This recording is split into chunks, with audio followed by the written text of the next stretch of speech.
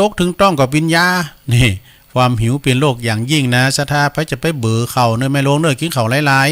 ๆกินหนักๆเนาะกินหนักกดตุยอย่างตุลุงได้มั้งกะ ตุลุงกินเข่าลำกินยานะกะยาให้เข่าตรงของงานอินข้ามเว้ยกำลังเสี่ยงเจ้าก็เด่นเลยโตก่อนเขารายการเขาจิบนั่นยากากวางซงนะโรงงานไปอยู่น้องต้องนิ่มได้เนี่ยของลุงนานนะโตเหมาะเฮ้ยกำลังเสี่ยงเจ้าเนี่ย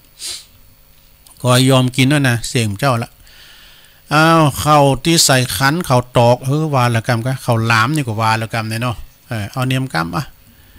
เขาเนี้ยวก็คือขนมจ๊อกนี่ขนมจ๊อกนี่มันลำนะสถาขนมจ๊อกมันมีคอนในมันตังในดอกคุณเถ่าเป็นแป้งจางพอเป็นแป้งอะไรพินที่โมนแหละ อย่างเขาเชฟเนี่ยเป็นไก่ก่อนนี้เป็นแป้งดูเป็นแป้งเตาห้างเตาโลเป็นคุดดินแล้วนะแล้วก็เอาผ่าเขากันลุ่มแล้วเป็นเอาใส่อันน่ะใส่ปลากันน่ะแล้วก็เป็นเอามาใส่กำนี่เดี๋ยวหาแผ่นแล้วก็เอาข้านี่ขันแนบไปแล้วก็เอาไปปาตีข้าแล้วเอาไปตากนี่นะอย่าเบิดเด็กเขาเต้นนะกะเขาแคบนี่เขาดึงไปไหนรอก็เขาแคบลุถ้ากินเลยแล้วก่อนมันกั่นยะกินเขาแคบลุกาอันนี้ขนมจ๊อกเนอะขนมจ๊อกนี่เตียนเปิ้นใส่สแตนเลสนี่มันไข่ปึงก็ฮะมันขี่ยกกันถึงหมูอย่างตุลุงทองวานะกะอย่างโหขึ้นได้เวิง ขนมเข่งขนมจ๊อกนี่ขนมตีตอห่อตองมะเมาะคือขนมเข่งขนมตีมีน้ำยาเจ๋งคือขนมสินขนมจีนขนมสินนี่มันถึงมันเป็นเก้างานนะเวลาเปิ้นไปโฮงตาลก็ขนมซีนนักขนาดนะขนมซีนก้านี่นะมันง่ายจ้ะขนมที่ละอ่อนซอฟกินก็คือขนมกรอบแกบมันจะคือไว้ขนมกรอบแกบมันก่อนทุลุงเขาพี่เนาะอันนี้ขนมโกเนาะขนมโกกินแล้วลำเนี่ยขนมโกนะแล้วเปิ้นมีโป้งแถมอันนี้เป่าโป้งนี่ขนมที่เปิ้นขายปิ้นแพ็คก็คือขนมในห้างแมคโครแล้วขนมที่เปิ้นมีกันมีโจกก่อนโตคือขนมไหว้พระจันทร์ขนมไหว้พระจันทร์นี่เป็นของจีนค่ะลำเนอะสถานลำเนี่ยไผมันได้กินเด้อก็เหมาะขนมไหว้พระจันทร์เนี่ยมันเหนียวไว้หน่อยนี่กินแล้วลำเอาเรื่องขนมมามออีก่อนเนาะตุลุงก็มีข่าวสารงานบุญที่จะต้องมันขี้อู่ยาวนะตุลุงนะก็ขอขอบคุณกูเสงกูสายกูทันที่เปิ้นได้ฝากข่าวสารงานบุญมาก็มีหลายอยู่เน้อกันเดียวกันเน้อประกาศข่าวสารงานบุญศรัทธาญาติโยมทั้งหลายก็งานบุญกฐินก็มีหลายตีเนี่ยวันที่2 พฤศจิกายนที่วัดหนองเหงเด้อวัดหนองเหงเกาะตำบลสันติสุขอำเภอดอยหล่อเขานี่แหละท่านพระครูวรธรรมานาถปุจจตานเสนาสนะกูอย่างเด้อจะร้องวัดวันเถอะแต่ว่าตั้งบ้านเปิ้นแจกซองนะ มีอีเก้มีซอมีอย่างไปเด้อปากันไปกินแปดตานที่วัดหนองเหงแล้วก็วันที่2 พฤศจิกายนที่วัดพุทธศรีคีรีเด้อพุทธศรีคีรีของอาจารย์วรรณชัยชยานันโทไปกินแปดตานกันพุทธบรรยากาศเดียวกันไปวันที่2นี่ไปพอทะเลหมอกยามหนาวแล้วปีแล้วตุลุงก็ไปนอนก็ไปกินไปตานกัน2 พฤศจิกายนที่วัดพุทธศรีคีรีแล้วก็วันที่3ก็ที่วัดประทาดดอยน้อยนะแล้ววันที่9 พฤศจิกายนก็จะมีงานกฐินที่วัดเหล่ายาวไต่เปิ้นก็จะโบกกับงานวันเกิดเปิ้นตัวท่านพระครูสังฆลักษณ์สมบัติอภิรัมมณีโยเปิ้นจะมีงานบุญ2อย่างด้วยกันกฐินแล้วงานวันเกิดด้วยนะ9 พฤศจิกายนที่วัดเหล่ายาวใต้10 พฤศจิกายนก็จะไม่ได้ลืมที่วัดม่อนห้วยแก้วเปิ้นจะปั่นพระเจ้าพระประธานใหญ่องค์ใหญ่ที่ในวิหารหลวงของวัดม่อนห้วยแก้วก็เราจะมีกิจกรรมตอนเจ้าก็มีการนั้นปั่นพระเจ้ากันเนาะแล้วก็ตอนบ่ายก็จะมีตอดกฐินด้วยนะที่วัดม่อนห้วยแก้วงานบุญใหญ่แต่วันที่19 ตุลาก็สลากพัฒทหารที่สำนักสงฆ์หอมบุญหลวงพ่อมานิดหลวงพี่ แต่เจ้าก่อนออกรายการไปก็โทรมาคือกำลังใจนะหลวงพ่อมานิดวัดสำนักสงฆ์หอมบุญ19 19เนอะตุลาเพิ่นจะมีการสลากพัดนะเอาสลากโยกไปหอมกันเนอะตีป่าไม้แดงดอยสะเก็ดต่อไปก็วันที่6ตุลาก็ไปลืมเนอะเปิ้นจะมีงานสลากที่วัดรังสีสุทธารามอำเภอแม่วางเนอะโดยเมตตาบารมีธรรมหลวงพ่อท่านพระครูสุทธิยานนรังสีเจ้าคณะอำเภอแม่วางเนอะไปกินแป้งตังกับหลวงพ่อเนอะเอาสลากโยกไปเอาตุ่นสลากไปกันหลายๆเนอะตั้งคณะสงฆ์เขาก็ปากันไปหลวงพ่ออำเภอเขานะเพื่อจะมีงานบุญใหญ่ตานสลากพัฒทหารเนอะวันที่6ตุลาเนอะที่วัดรังสีสุทธาวาสเนอะต่อจากนั้นก็จะมีงานวันที่19ตุลาก็กฐินโบกวันเกิดด้วยนะของพระครูวรธรรมพระครูวรวัฒน์พิสารเจ้าอาวาสวัดวังกูตำบลน้ำดิบอำเภอป่าซางเนอะงานทำบุญครบรอบ60ปีตอนเจ้าก็มีการทำบุญตักบาตรตอนนั้น9 โมงก็มีสืบชะตาเนาะพระสงฆ์โรปินหิมลอยเปิ้นเนอะพระสงฆ์ที่เปิ้นจะมามุทิตาแล้วมาสืบชะตาหืออาจารย์ท่านพระครูวรวัฒน์พิสารช่วงตอนเตงตอนบ่ายก็จะมีกฐินด้วยนะมีกฐินนะที่วัดวังกูเนอะตำบลน้ำดิบอำเภอป่าซาง19ตุลา6ตุลาก็มีธรรมสัญจรพรรษาสัมพันธ์เนาะโดยคณะสงฆ์อำเภอดอยหล่อพระครูหลวงพ่อใหญ่เฮาเนาะพระครูสุนทรธรรมานุโยกวัดพระธาตุขงขาวเจ้าคณะอำเภอดอยหล่อเนาะแล้วก็หลวงพ่อรองวัดพระธาตุดอยน้อยพระครูสาธุกิจจานันท์พร้อมโดยคณะสงฆ์แล้วก็พร้อมโดยคณะอบต.เทศมนตรีต่างๆเนาะเพิ่นจะไปรวมกันใน6ตุลาที่วัดใหม่พัฒนาไปลงทะเบียนแล้วก็รับของมีรถถีบโอ้ของขวัญของรางวัลมีนักเด้อวันที่6สิงหานี่นะเวลาบ่ายโมงยกวัดไปฟังธรรมกันปุ่นได้รับเมตตาคณะตั้งคณะศรัทธาคณะสงฆ์เข้าไปรัตนาหลวงพ่อรองจังหวัดมาตีกันเนอะก็ตอนที่6ก็ไปลืมเนอะไปกินไปต่างกันที่วัดใหม่พัฒนาอำเภอตำบลยางครามอำเภอดอยหล่อเขานี่แหละก็มีตักบาตรเทโวสดาญาติโยมทั้งหลายวันที่14ตุลาเนอะแต่ละวัดก็มี14ตุลาก็ที่วัดพระธาตุดอยน้อยปิ้นประจำทุกปีประสงค์องค์สัมมาเนรนิมนต์ยกวัดก้านี่เปิ้นก็เขียนไว้นิมนต์ไปเรียบร้อย108รูปเนอะที่เชิงบันไดนาคนะปีนี้หลวงพ่อเปิ้นแจกของดีด้วยเนอะแจกหยังแจกรูปพระธาตุวัดพระธาตุดอยน้อยอันศักดิ์สิทธิ์เนาะแจกให้คุณภาพไปเลยเป็นวัตถุมงคลคือกับศรัทธาญาติโยมที่มารวมทำบุญนะก็วันที่14ตุลาเนอะที่เชิงบันไดนาคที่วัดพระธาตุดอยน้อยที่วัดพระพุทธบาทตากผ้าด้วยเนอะวันเดียวกัน14ตุลานะอันนั้นก็เปิ้นถึงคณะสงฆ์ถึงอำเภอป่าซางเปิ้นประชุมกันแล้วนะเปิ้นก็จะมีที่วัดพระพุทธบาทตากผ้ารอบสะหนองสมณะด้วยเนอะรอบสะหนองสมณะอันนี้เปิ้นมีกีฬาวันคำเปิ้นมีจัดงานด้วยที่หนองสมณะน้องใหญ่นะตุลุงเคยไปโอ้คุณลายเด้อแล้วก็ที่วัดเกตการามตัวเดินในเมตตาบารมีธรรมหลวงพ่อเปิ้นก็ฝากประกาศมาวัดเกตการามอำเภอเมืองจังหวัดเชียงใหม่เปิ้นก็จะมีการตักบาตรเทโวโลหันะตัวเนอวัดเกตการามก็ไปเอาข้าวสารอาหารแห้งไปตักบาตรเทโวกันเนาะหลวงพ่อเปิ้นก็ฝากประกาศมาเนาะเอางานต่อไปก็เชิญโลมทำบุญวันที่2 ถึง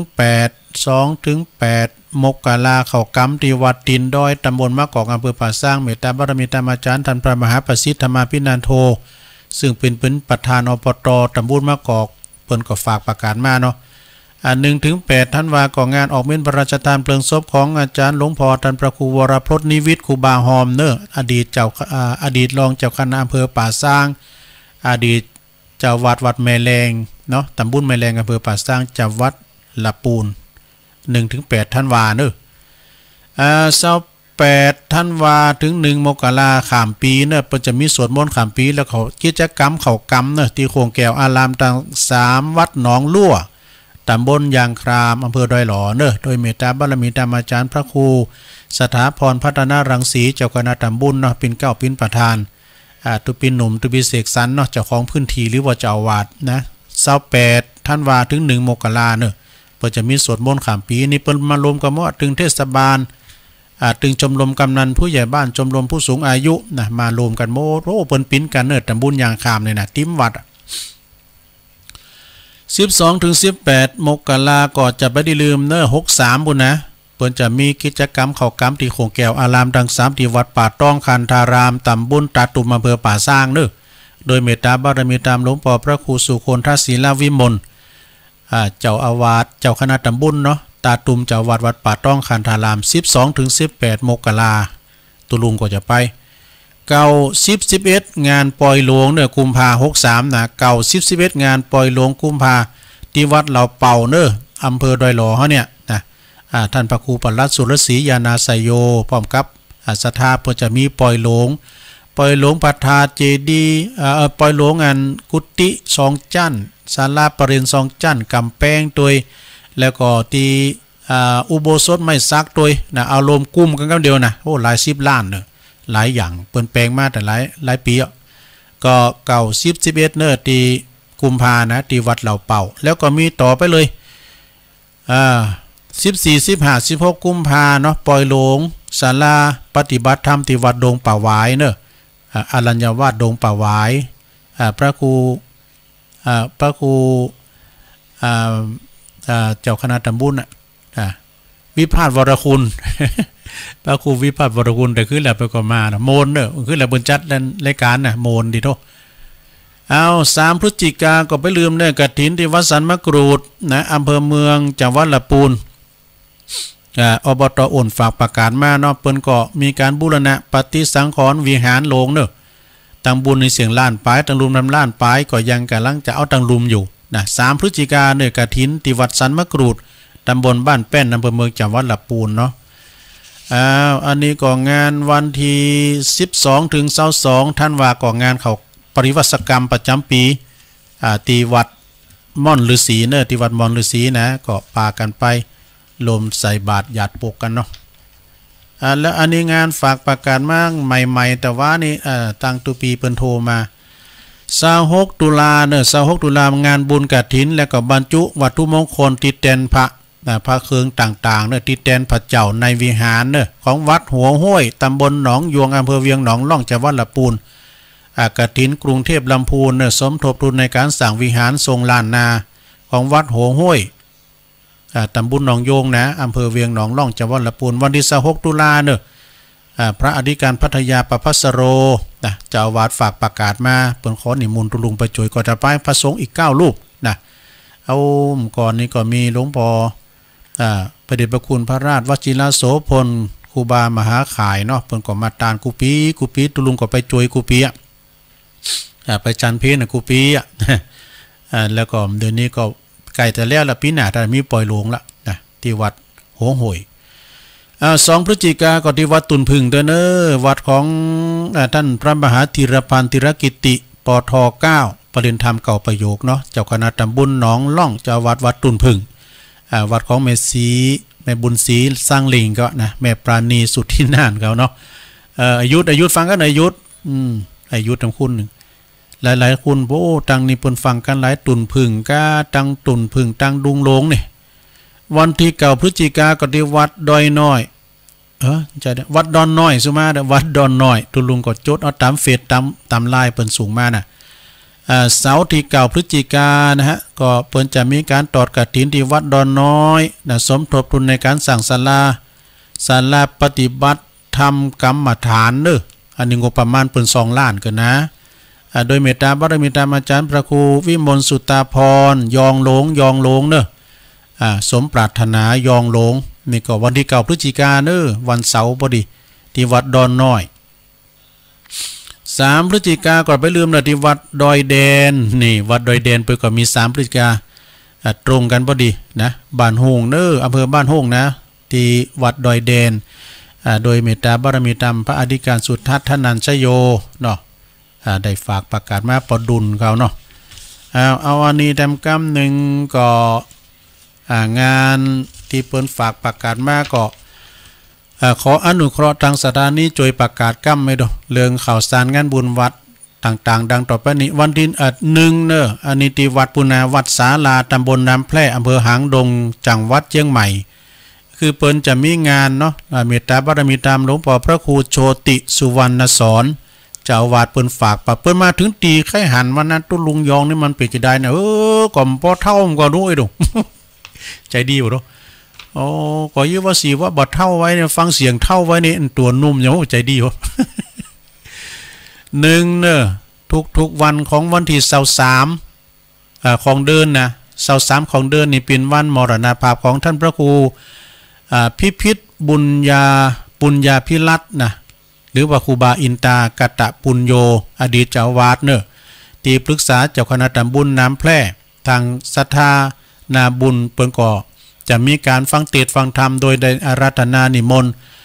วัดต่างๆมาปิ่นองค์เทศน์ทุกวันที่23ตุลาวันที่23ตุลานี่ก็ได้นิมนต์หลวงพ่อท่านพระครูสุนทรธรรมานุโยกหลวงพ่อใหญ่เฮานะเจ้าคณะอำเภอดอยหล่อเจ้าวัดพระธาตุโขงขาวปิ่นองค์เทศน์เนอะแล้วก็รวมถึงองค์สวดด้วยนะ2 ทุ่ม23เนอะไปฟังเทศน์กันเนอะแล้วก็2วันที่17ตุลานี่ก็ตรงกับเดินเก๋งเหนือแฮม8 คำวันพัดเวลา6 โมงเปิ้นจะต้านสลากพัดทหารเนอะจนถึง15 นาฬิกาคือ3 โมงวะนะ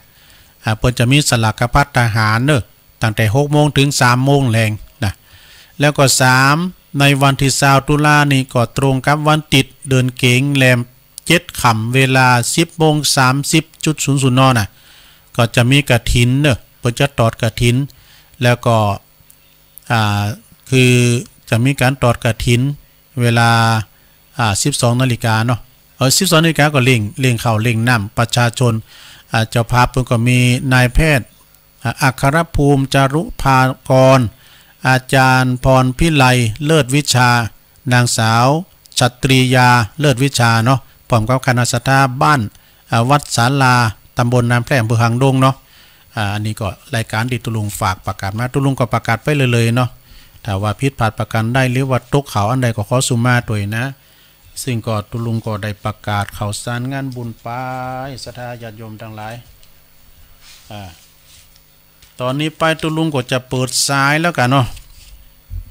ตุลุงจะเปิดสายแล้วเน้อสายไกลเข้ามาเลยวันพุธได้ปะกันเด้อนะวันพุธมาฟังตุเจ้าใหม่เน้อมันจะเปิ้นปิ้นใหม่นะเปิ้นจะมาออกใหม่ในรายการนี่นะทุกวันพุธวันพัดจะได้ฟังท่านพระครูปลัดพระครูสังขันลักษณ์นะธนอัตธนอัตเปิ้นจะมาเทศน์เน้อเจริญพรเจริญพร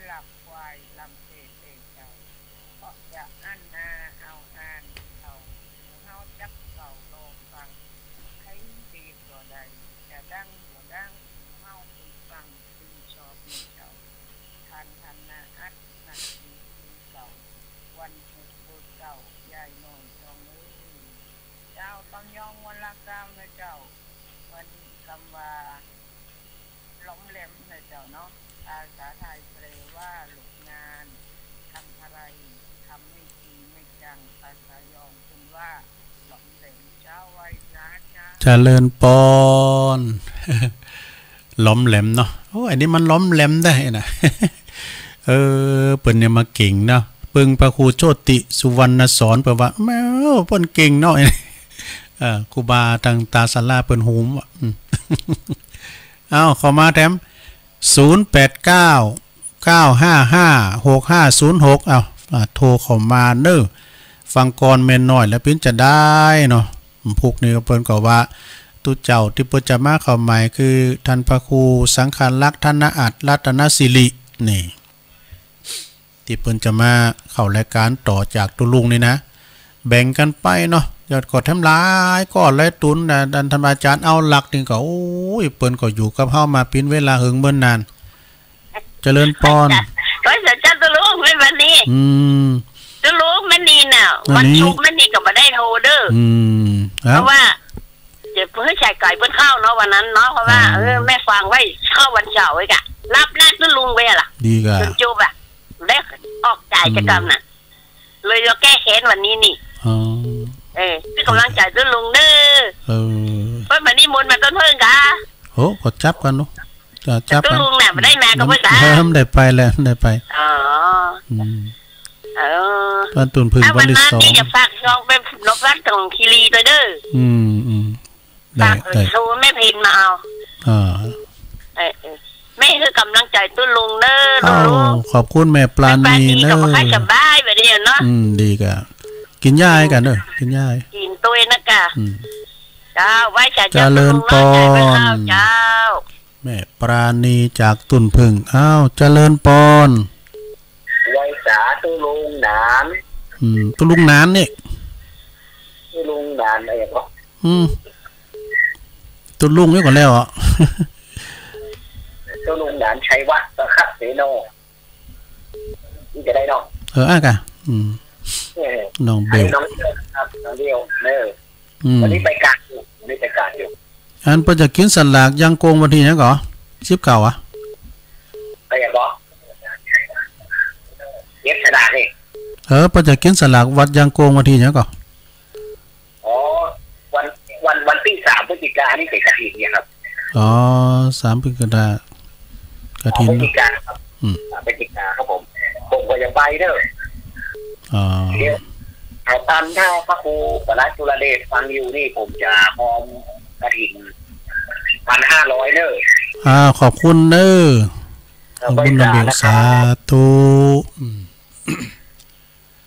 0899556506เจริญพรไว้สาเจ้าตั้งได้แม่มีย่อยสันชาเจ้าแม่นี่ก่อนแม่สมพัฒน์เจ้าแม่สมพัฒน์แม่ย่อยสันทรายฟังตกเราพูดหมดตกอ่ะอันวานขึ้นแล้วนี่ตกอ่ะตกมันก็ตกหลายอยู่แต่มันตกมึนน่ะเนาะก็ขอบคุณแม่สมพัฒน์สาธุเด้อแม่สมพัฒน์นี่ก็แฟนครับประจำแต่เนาะเจริญพรอยากไปสาเจ้าตุลุงแม่สายทองอ่ะจะคืนฝนตกแค่ตกว่าฝนตกฝนได้ฟังออกมาห้องฟ้าแพ้ฝนตกฟ้าห้องด้วยกะตกมาขนาดจะคืนนั้นแล้วก่อนเคยได้ฟังพระครูกันแล้วจ้ะฟังเปิ้นอู่กันก็มนขึ้นเลย3ก็3ตุนเปิ้นมีกันหลายตุนตุลุงมีตุนเดียวอ่ะคนเดียวเนาะคนเดียวกันถามมันไป2คูณ3คูณตุลุงเต้นเปิ้นน่ะมันยองมันจ่ายมึนๆได้ออกมุ้ยนี่ยองมันเต้นเปิ้นน่ะได้อย่างดีอย่างเดียวน่ะมันตกน้ามันจุ้มนะมันถึงยองเนี่ยน่ะฟูขอบคุณแม่ใส่ทองหลายๆเด้อบุญรักษาเด้อสาธุเจริญพรแม่บุญพินเจ้าของภาพมาละนั้นเตอะมันได้ฟังธรรมซะครับรับดีดูรับดีก่อนปียังไงทำกล่อมรับดอกทำหน้าหมาโดนด้านเนี่ยว่าหมานี่พอดีเนาะที่หมา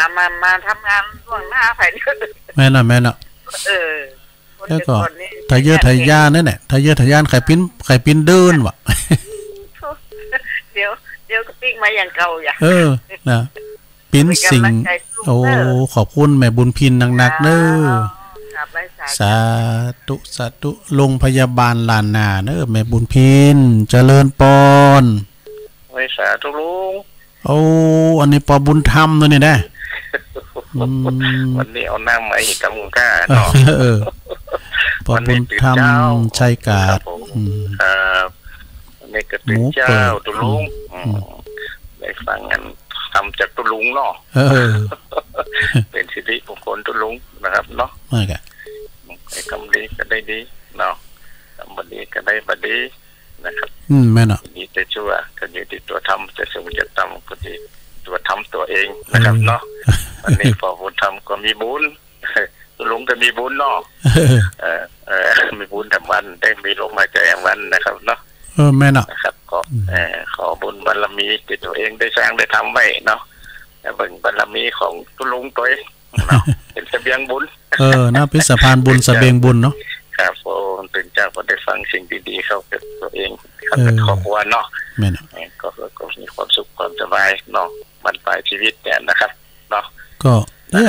มันก็เป็นกูเป็นกิ้มกันไปเนาะแต่พองหลินพองไปอันนี้ครับเนาะคนเฒ่าก็มีความสุขมาเป็นเจ้ามันก็ได้ฟังตุลุงสามารถบรรยายทุกลูกทุกตนนะครับบุญกุศลทุกลูกทุกตนแม่เนาะนะครับน้องยงพ่อคือกำลังใจเน้อโอ้ขอบคุณพระบุญธรรมเน้อสาธุสาธุพระบุญธรรมนี่ก็เหนียวแน่นเน้อแต่ได้มาละนะตั้งแต่สมัยตุลุงทองมาเจริญพรสวัสดีเจ้าทุกองค์เจ้าเจริญพรโยมอยู่ไหนเนี่ยแม่โยมสมคิดเจ้าโยมสุคิดแม่แต่เนาะแม่แต่แม่ต้องลงมาตลอดเลยเจ้าแม่แต่แม่แต่แม่แฝกสันทรายนะแม่เนาะสันทรายรู้นะเด็กไม่ได้กับตันต้นไหนหรอเต้นน่ะเหรอต้องลงมาตลอดเลยจะนั่งแต่ต้องลงนะเจ้าขอบคุณนะแม่สมคิดหนักๆเด้อสาธุแม่แต่แม่แฝกปุ่นเด้อนี่นะเพิ่นอยู่สันทรายบ่น่ะใจติเก่าเจริญพรนมัสการเจ้าอันนี้ก็ปู้นบันทิสันพระเจ้าแดงเจ้าตื่นตามแล้วก็เลยไหวพระโดยตุลุงอีกาตื่นเจ้าได้มันถึงเวลามันก็ตื่นเนาะดีกะเจ้าฟังทุกตนทุกองค์สันพระเจ้าแดงอยู่กับธรรมะเนาะอยู่กับธรรมะอย่างคนเฒ่าเนี่ยอายุตะเฮือ6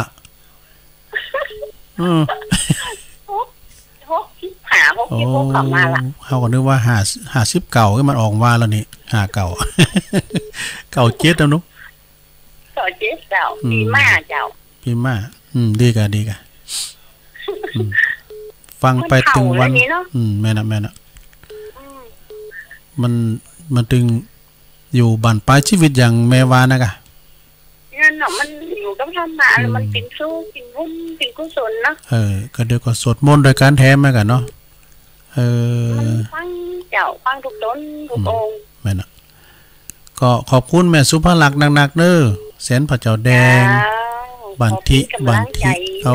ขอบคุณเจ้าปอจงว่าได้ปอจงกันทพงษ์ตั้งเด่นจ่าเจริญพรให้สาเจ้าลุงแม่เจโฮมเนาะแม่จันฟ้องเจ้าฝนตกก็เฮ็ดสโลออกแล้วก็เฮ็ดแดงออกนะนี่ฝน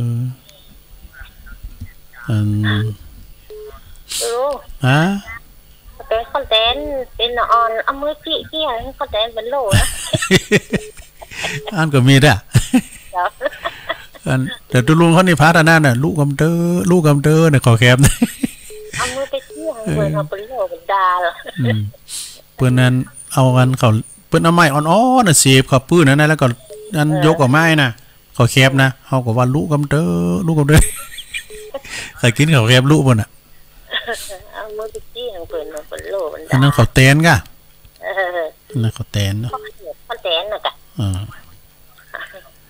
แม่จันฟ้องแจโฮมขอบคุณนะแม่เนอเนาะเรียกย้อนแม่ยำไปต้ยไปขอสอนล้านเนอะ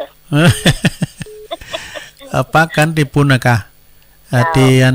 ซ้ำเนี่ยก็ซบเตือนเนาะนี่แล้วว่าเนี่ยถ้าอาจารย์จะที่เป็นนี่กันเรียกแม่ไว้ถามเอาก็ชี้ให้เปิดนี่เอาไปต้ยดีกะไปต้ยกันนะสัก2ต้นเนาะดีเอาไปต้ยฮะเนาะหลวงพ่อ ปุณน่ะน้องเจริญอ่ะหลวงพ่อเปิ้นก็จะเอากาใหม่หมดแล้วอันนี้ก่อนจะไปใส่ไปก้าหลงตามมูลก็กินมาเนออันนี้ก่อนเปิ้นเอาไปใส่ไปนะเอารถไปใส่ปุ่นเนาะขอบเดี๋ยวอยู่ดีมีสุขเลยแม่จันฟ้องสาธุก่อนที่จะถึงหันนี่เฮาต้องมานี่ก่อนกับสิ้นหน้าเนี่ยนะวันเสาร์หน้าวันที่6นี่ไปปักกันที่เมืองฝางก่อนนะเจริญปอนไว้แสเจ้าตุลุงฟังจะมันกี่3 โมงมาแล้วโอ้ตื่นเจ้าได้ไหมสิมันนะเจ้าถึงเวลามันตื่นเนาะบ้านหูโลงเนาะได้สวดกับลุงหลวงท่านอยู่เนอโอ้ดีกับตื่นเจ้าได้กันได้เจ้าถึงเวลามันแย่มเหรอฟังทีชัดเจนเลยแม่เจ้ากำลังใจเนอโอ้ขอบคุณแม่สีพันธุ์หลายๆเนอฟังมาตลอดเนอโอ้ขอบคุณถึงมาเจ้ากว่า4 โมง5 โมง6 โมงบ้านหงโลงเนาะเจ้าเป็นกำลังใจเป็นตัวแทนของพี่น้องบ้านหงเนอบ้านหงแม่น่ะดีละกายแม่เป็นตัวแทนกันเนาะบ้านห้องหลวงส่งเข้าประกวดขอบคุณเลยแม่เนอร์แม่สีพันธุ์เจ้าไปเจียวเลยเจ้าไปแต่เจ้าเจริญปอนแม่สีพันธุ์บ้านหงโลงเนอนี่นะเป็นตัวแทนพี่น้องบ้านหงอย่างแม่สายทองไงตัวแทนหน่วยการเนาะเจริญปอนนมัสการเจ้าตุลุงเจ้าอ๋ออันนี้โยมพิสมัยเนอจากแม่ลิมเจ้าอันนี้ก็ตัวแทนแม่ลิมกันแล้วกันแต่กันเนาะคุณแม่ก็ฟังอยู่ตั้งโอ้ขอบคุณเนี่ยคุณแม่เนอแม่ก็ฟังอยู่ตั้งลมนึ่งข้าวไปตัวเปิ้นโทรมาจ้างแหละมาตามด้วยละกดโทรแปนเนาะหน้าใหม่รายการลูกก็ฟังรายการลุงก็ฟังพอทำมาคลายเครียดเป็นก็มวลเนาะตายปัญหาอย่างต่างๆเนาะพุทธประวัติเนี่ยด้วยถ้ามีโอกาสก็เชิญชวนเนาะมีรางวัลให้ตัวนะเนาะนั่นแหละแล้วก็ขอบอกแทนไม่แดงได้ก็เจ้าเอาเลยเนาะลูกเขยเปิ้นวันนี้ศพเนาะเปิ้นมีศพวันสุดท้ายแล้วเจ้าวันนี้นะคืนนี้วันสุดท้ายละพระเจ้าไปเสียวันพุธแล้วเจ้าเนาะเพิ่นตั้งศพไว้ที่ไหนศพไว้ที่อะไรอย่างก็วัดปะข่อยใต้เจ้าอ๋อเพิ่นจะคืนศพวันพุธเนาะเจ้าคืนศพวันพุธคืนนี้คือสุดท้ายแล้วเจ้าไปกินเป็ดตาลตัวกันเนอกับแม่แดงตลอดเนาะลูกเคยเปิ้นเสียแก่ชีวิตไปขอบคุณโยมพิสมัยเนอโอ้บุญรักษาสาธุนี่มาบอกข่าวสารงานบุญด้วยเนอเจริญปอนไปสาทุกทีหลวงพ่อมานิดเนาะแต่งเสียงตั้มให้หน่อยเดี๋ยวสิหลวงพี่หลวงพี่จะรู้นะอันเปลี่ยนรายการกันลำเดือนนี่นะต้องเข้าวันอะไรวันศุกร์เปลี่ยนพังรายการศุกร์เสาร์ศุกร์เสาร์ศุกร์เสาร์วันพุธนี่ก็เป็นวันพักแล้วเนาะบุ้งพุกอันเจ้าของรายการเปิดเข่าเป็นยังเปิดจะเริ่มวันพุกแล้วก็เริ่มไว้วันศุกร์กับวันเสาร์หน้าเนี่ยกับพุกมือเนี่ยครับมันกันเนาะเปลี่ยนกันนะกันแล้วลุงเนาะครับพระธรรมคำสอนพระเจ้าตัวใดเตะหกฟังกันไปโอ้มันเตะเน็ตๆนะโหกะทิเดมอนแล้วที่เปิ้นมานี่นะวันออกอากาศได้มั้ยแบบนี้ไม่ได้เห็นลุงย่อก็จะโทษกะทิชั้น1แล้วแล้วกันเนี่ยเฮานี่เป็นมวยก่อนเวลาโอ้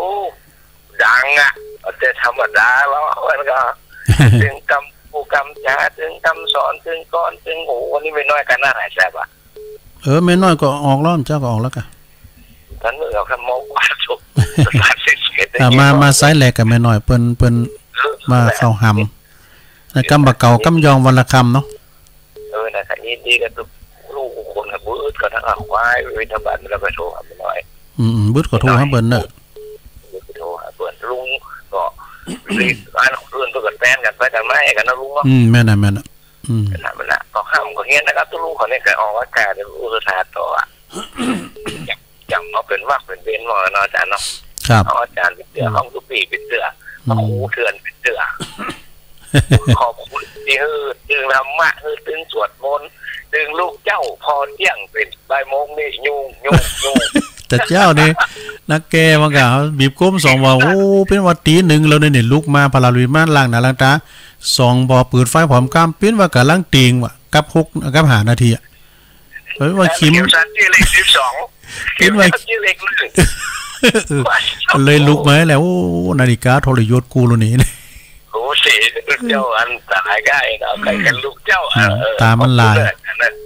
ไว้สารันเจ้าเด้อครับไว้สาครับทุกปีครับสาธุหลวงพี่มานิดถามว่าโรสำนักสงฆ์หอมบุญสันพระเจ้าแดงป่าไม้แดงเนาะ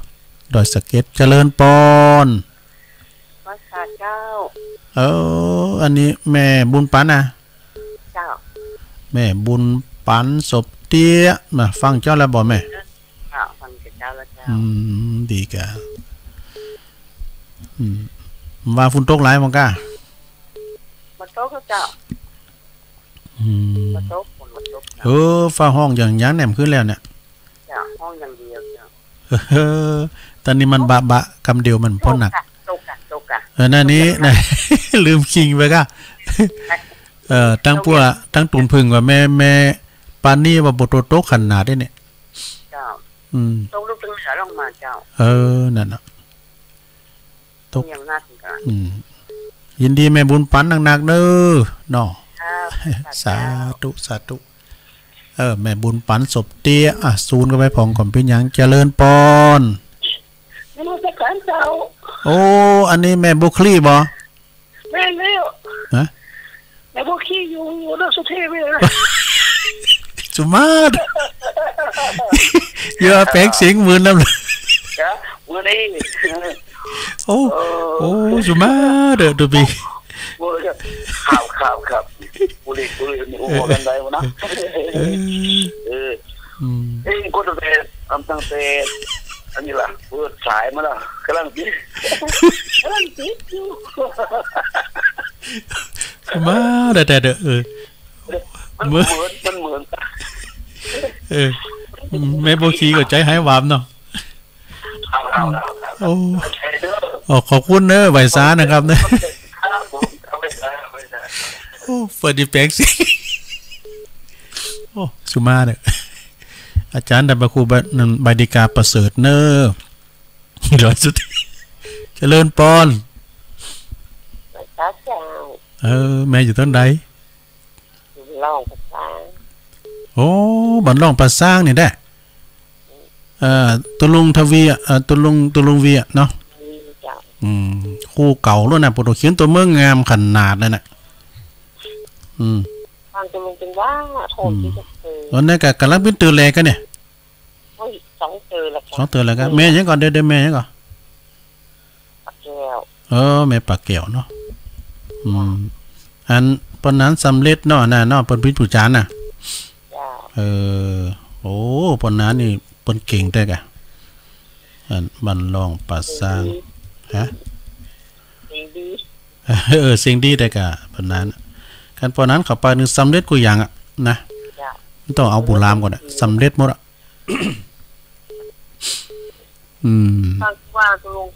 ฟังถึงวันเนาะแม่เนาะแม่ปากแก้วบันลองปัสสางเอาขอบคุณเนอะปากแก้วเนอะครับตอนหน้าก็โทรมาแถมนะขอบคุณหลายๆปากแก้วปนอยู่บ้านร่องป่าสร้างเจริญปอนบ้านสาวลุงโอ้อันนี้ปอบุญมีเลยเนี่ยเมืองกลางครับเมืองกลางเพราะว่าฝนตกจนล่างนั่นก็ตกหลายกะอันนี้ก็อันเนาะ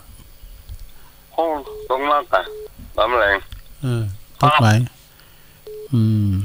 ชัดเจนดีเนาะปอบุญมีเนาะ ชัดเจนแล้วโอ้ขอบคุณเด้อปอบุญมีเมืองกลางไว้สาอันนี้ก็เป็นนักร้องเหมือนกันลูกเนี่ยแล้วก็นักดนตรีดิซิตี้เป่าได้หมดอ่ะปอบุญมีนี่นะเจริญปอนแต่ว่าเจ้าตุลุงโอ้วันมึนนะแกเนอตั้งนาทรายแม่หวางบุญมาตอนเป็นในเจ้าฟังอยู่ไว้5ตัวอยู่เจ้าแม่ซ่อนนาทรายลี่กำลังใจตุลุงเด้อโอ้ขอบคุณแม่หนักเนอเจ้าไว้เจ้าเจริญปอให้ดูขอใจหลังเนาะเป็นยังทั้งตุลุงมันฟรีสไตล์ก็โวยไปโวยมันก็โทรมาเป็นยังนะเจริญปอนไหวซะจับลูกมาแล้วแม่เลี้ยงใจบุญนี่แม่จันเลื่อนใสมือในพ่อเก่งอากะดีแล้วโอ้ว่านี่เดี๋ยวของดีมาดูเอากับเข้าอ่ะแม่จันเพนแม่เดือนเพนเพิ่นเอาอันขามเป๊ะมาเหยอ่ะเอากับเข้าแกทอนกินตอนนั้นหม้อนะก็ว่านั่นก็ว่าตุ้งก็ลงมาอันท่านพระครูปรากฏนิมนต์นะกะนิมนต์มาจันเพนหน่อยอ่ะแล้วก็พอดีอันท่านโหน่ะอดุลเปิ้นมาสืบจัตตามาตานผับป่าน้อยเนี่ยชมรมพาเคืองเปิ้นมาแล้วก็รถติ้มวัดเฮาจะไปก็ดูกันไล่ได้มามันได้นะกะมันเฮาเป็นเจ้าของทีนี่มาสืบจัตตาก็เลยได้ไปก็เป็นวันดีจัดกันนะกะมันแตดกันน่ะการพี่น้องตั้งละปูนก็มานะพี่น้องยองอ่ะแล้วก่อนพี่น้องตั้งแต่ตุปินนัดเขาก็มาได้เปิ้นไปอันจอมต้องวัดพระธาตุศรีจอมต้องที่แรกท่านครูให้บ่ายโมงมาถึงว่ายักษ์11 โมงจับพอดีนะกะเอาไว้โอกาสหน้านะแม่จันเนาะอ้าวขอบคุณแม่จันเด้อสาธุดีแล้วนะขอเป็นสายสุดท้ายเนาะสายนี้นะขอเป็นสายสุดท้ายเพราะว่าเปิ้นจะสวดมนต์เจริญปอนไหว้สาเจ้าโอ้แม่จันติบมาเป็นลุงหลาโคหอมเจ้ากดกับบ่ถึงสักอย่างทีละเขตกะลามเนาะมีเฮ็ดกินก็เจ้าฮะบางนี้ได้กินเฮ็ดก็เจ้าก็เฮ็ดลุ่มนะกะเอาบนใส่ปิ้นโตมเฮ็ดหยังก็เฮ็ดนางฟ้าจิพิกุลเฮ็ดอันนี้บ่มีแล้วเฮ็ดลงไม่ลงมีแล้วเนาะมีดูได้เอามื้อละนี่เป็นเฮ็ดอันนี่กะเฮ็ดนางฟ้าอย่างนี้กะวันนั้นก็ได้ถ้วยนะพริกป่นไม้นี่พริกรับเหมือนเฮ็ดแพะเนาะมันเหมือนเฮ็ดแพะเฮ็ดป่านี่นะเนาะเจ้าป่ามันลำนี่แม่นโอ้ฟังเจ้าแล้วเนาะติ๊กไหนก็ได้อ่ะแม่จะรุ่นเขาก็หายแซ่บตะวันแดงละไหว้พระตะลุงอยู่อ๋อตะวันแดงนะพี่น้องตั้งเราเส้นสันทิมปิงคอมานะอ้าวขอบคุณแม่จันติบเนอะเวลาตุลุงเสียงบ่ดีหรอโอ้สาธุผู้ก็โง่ได้วันนึงกันเนอะตุลุงนะมาป้ามกำก็สุกเสาเนอะโยมเด้อสุกเสาก็มาฟังกันแถมผู้ก็ฟังตุ้เจ้าที่เพิ่นจะมาเข้ารายการใหม่นะแต่ความจริงเพิ่นเข้าตลอดนะแต่ว่าตั้งเก่า6dimลำได้ยินเปิ้นนะเก่า6นี่ฟังเด้อเปิ้นมรดกธรรมโมนแหละโธ่ตัวเจ้าหนุ่มตัวเจ้าน้อยอยู่แหละรุ่นลูกตุลุงบ่เนาะรุ่นลูกรุ่นหลานต่อไปทวนสายกันเด้อ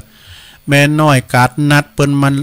เอางานเข้าหามกำคือมาคำยองวันละคำแม่น้อยกาดนัดบันดอนโลงแม่ปราณีสุดที่น่านตุนพึ่งน้องเบลนักร้องเนาะ3 พฤศจิกายนเด้อกฐินที่ยางกวงแล้วก็แม่สมผัดแม่ย่อยสันทรายแม่สายทองหอยการแม่บุญพินโรงพยาบาลลานาปอบุญธรรมใจกาดหมูเปิงเด้อวันนี้ปอเอาหน้าไม้ให้กำไม่ดอกแม่สมคิดแม่เตแม่แฝกสันทรายเด้อแล้วก็แม่สุภลักษณ์สันพระเจ้าแดงบานทิแม่จันฟองแจ่ห่มลำปางเด้อแม่สีพันบานหุงโลงโยมพิสมัยจากแม่ลิมเนาะเพิ่นก็แม่ก็ฟังโดยถึงวันแล้วก็หลวงพ่อมานิษฐาวโรสำนักสงฆ์หอมบุญนะ